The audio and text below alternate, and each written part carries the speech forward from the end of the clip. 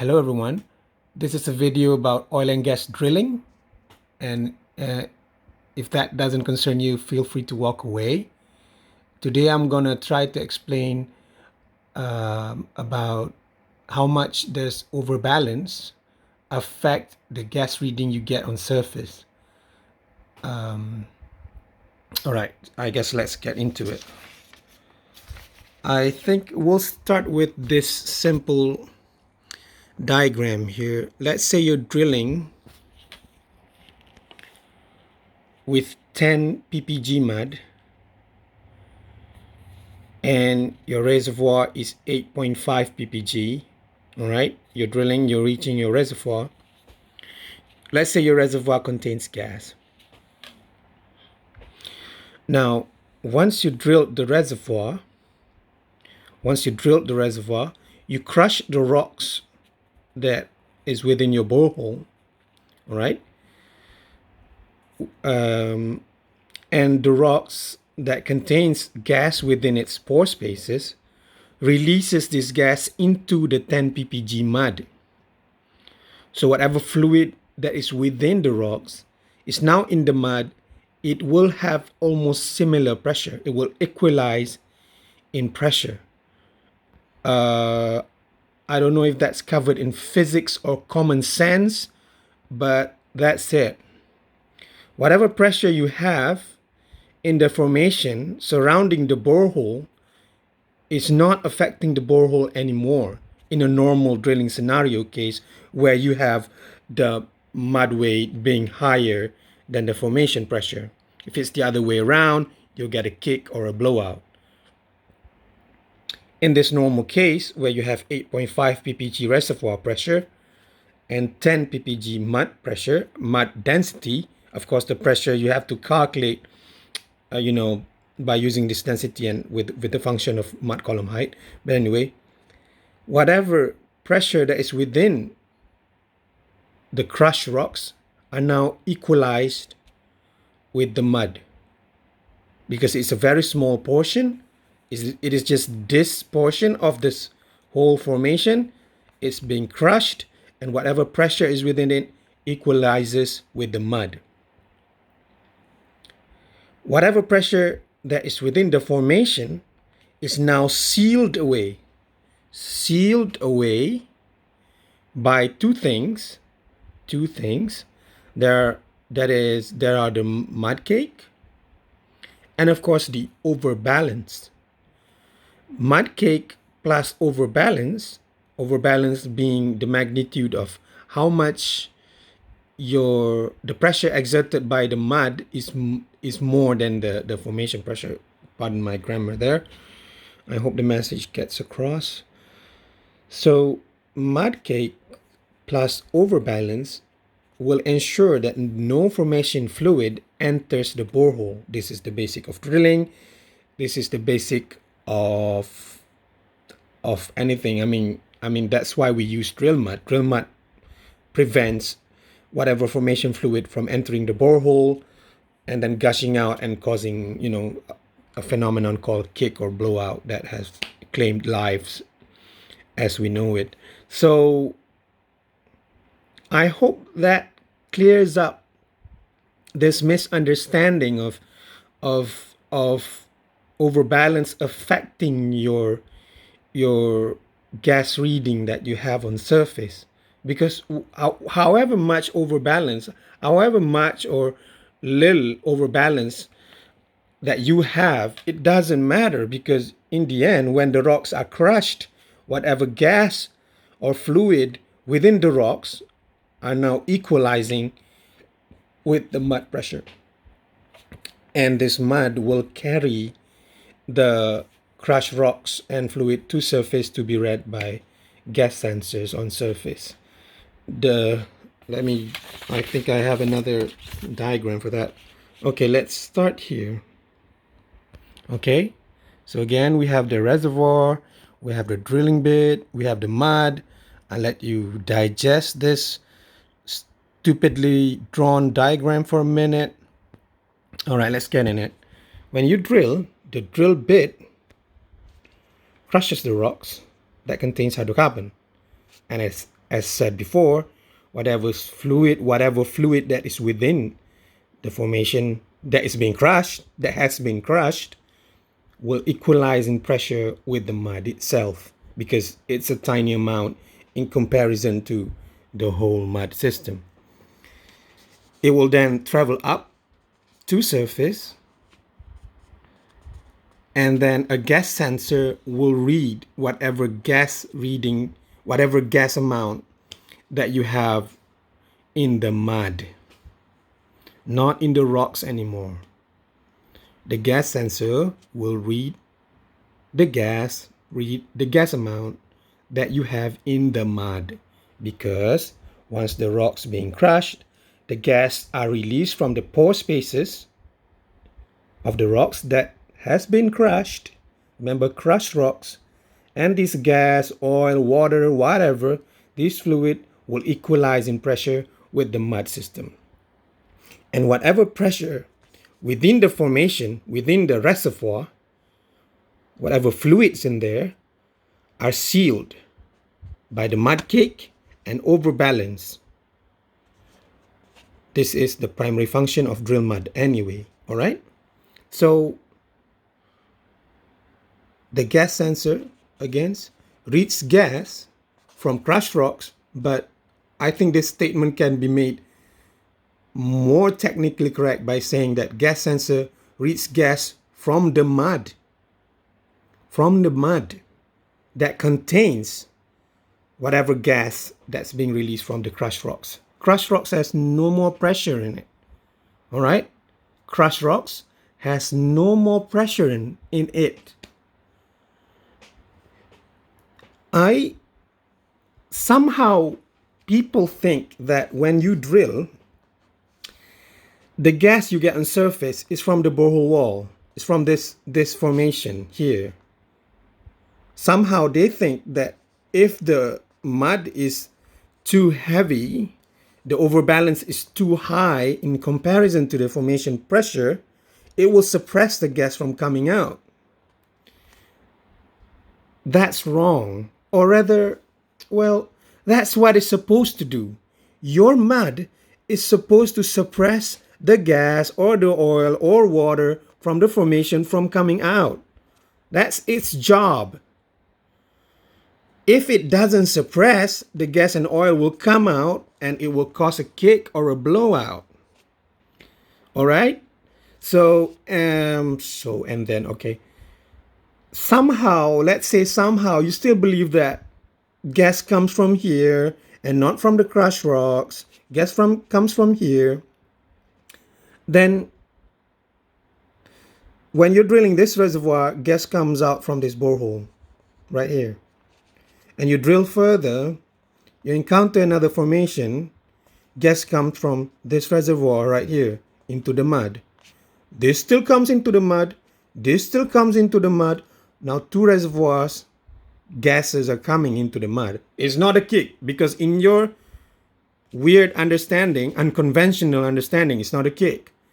Now these two gases are still coming into the mud, return to surface, read by the gas sensor. Do you think the gas sensor can differentiate this gas and this gas? From which depth? Do you know how leg depth is calculated? I don't think I'm going to be able to teach that in this short video, but go ahead and Google that. Because the gas that you get on the surface in a normal drilling scenario doesn't come from this or this, but rather from the crushed rocks. That's how you derive leg depth.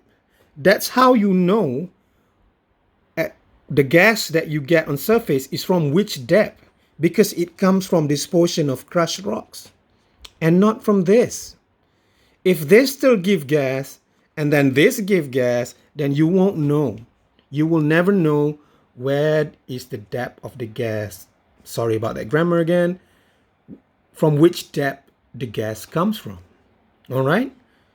Get that in your head, that the gas reading you get on surface is from the crushed rocks. Rocks are crushed, the gas enters the mud brings the gas to surface, and the gas sensor reads the gas from the mud. No matter how high you overbalance is important to prevent reservoir gas or oil or water from entering the borehole, preventing it from, preventing the phenomenon called kick or blowout. I lost my point there. Yes, what I'm saying is that after the rocks are being crushed, it releases gas into the mud. The pressure is equalized. Once the rocks is crushed, the subsequent release of gas or oil or whatever fluid in the rock is equalized. All right? This gas sensor reads gas from the mud. Get that straight up. Straighten up in your heads. All right? That's very important. So no matter how high your overbalance is, as long as it doesn't cause losses event, what is losses event? You go and Google that. As long as it doesn't do that, that means it's doing its job. High overbalance will not prevent you from seeing gas shows. All right? Whether I have high overbalance and I see less gas, I've seen it in this last well, blah, blah, blah, and so many well, blah, blah, blah, blah, blah. Well, there are other factors why you're seeing that. Instead of blaming the overbalance, I'm going to let my other video explain why stop blaming overbalance can actually benefit you. But let's just get into our heads that overbalance doesn't affect your gas reading on surface. It will not prevent you from seeing gas shows. What you're seeing, what you said, you've seen in the past, I have experience, 25 years experience, and I've seen overbalance killing my gas shows. Okay. First things first, thicker, denser, higher pounds per gallon mud does retain more gas compared to lighter mud. All right? That's just the fact of life. But it has very little to do with overbalance. If you have high pressure well and you need to use very thick, dense mud like a 16.8 ppg mud, for example, then that mud will retain more gas. But not to a degree that you won't see a gas show. All right? Plus, latest mud logging technology has ways now to efficiently extract gas from mud and minimizing the effects of thick mud. We have ways now to mitigate this problem. All right? Let's look at an example here. You have two wells drilling the same formation, 8.3 ppg pressure formation. One well is using 9.3 ppg mud. Another well is using 11.3 ppg mud. So this is 3 pp. I know I should use in psi, whatever, but this is for argument's sake, easier to see. So one is 3 ppg overbalance, one is just 1 ppg overbalance. I can guarantee you the gas reading will be almost similar. I can guarantee you. Yeah, I'll bet on that. Here's the case that you see and you blame the overbalance.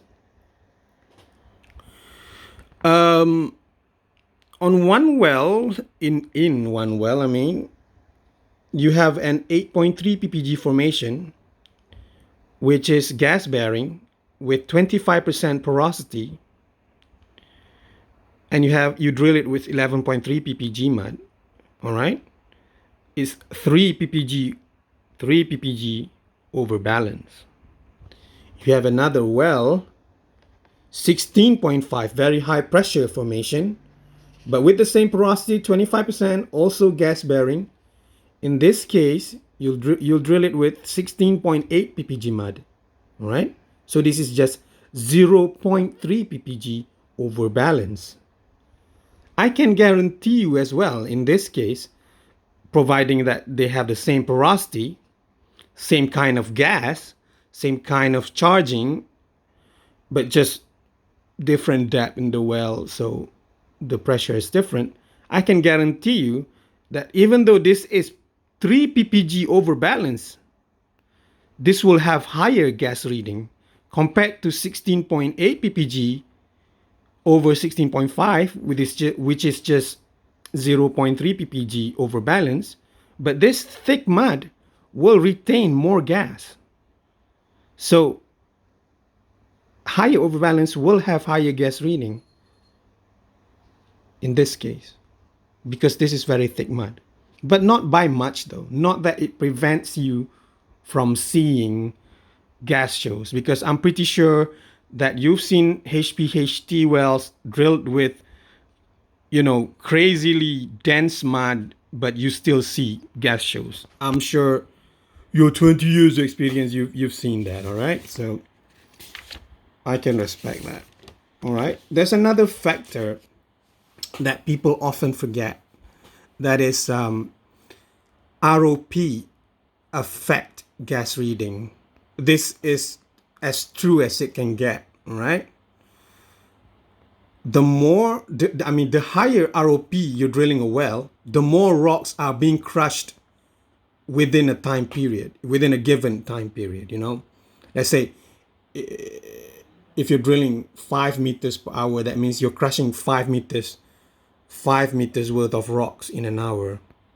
But if you're drilling at 25 meters per hour, you're crushing 25 meters worth of rocks in an hour, right? So the more rocks you crush, the more gas you get.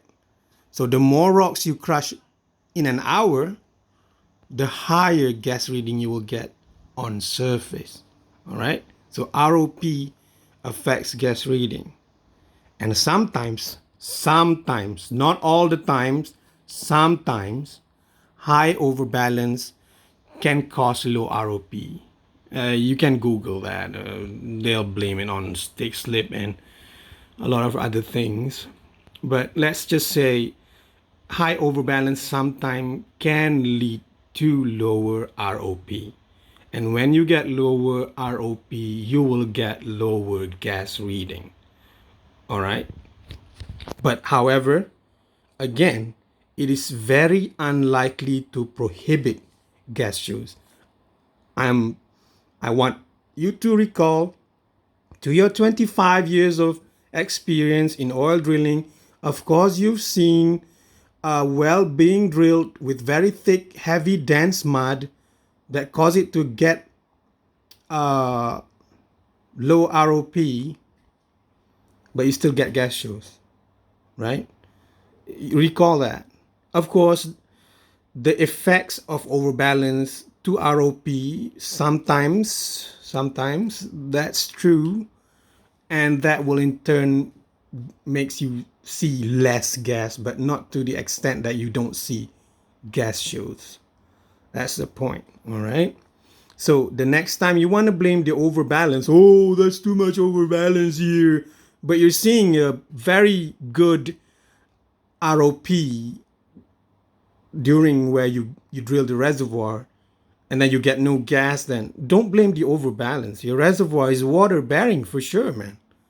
I mean, that's just the fact of life. Don't blame overbalance. It will make you look not smart.